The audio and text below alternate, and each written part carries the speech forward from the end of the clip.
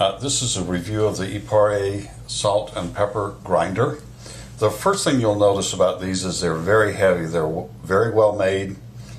Stainless steel, has a slight little rubber grip there, and then there's a clear portion where you can see the contents. The grinders are both the same. You simply unscrew them at the bottom, put your pepper or salt in,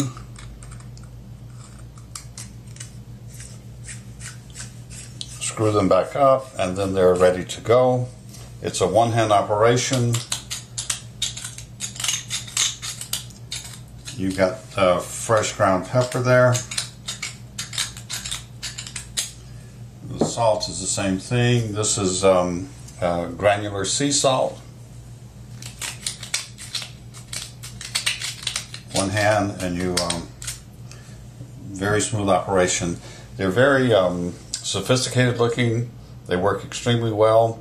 So for those of you who want fresh ground pepper or want to grind your own sea salt into very thin, very small particles to spread evenly, it's a great little set. It would make a nice set for your own table, or it certainly would make a very nice gift for anybody. So that's the Ypres salt and pepper grinder. Thank you.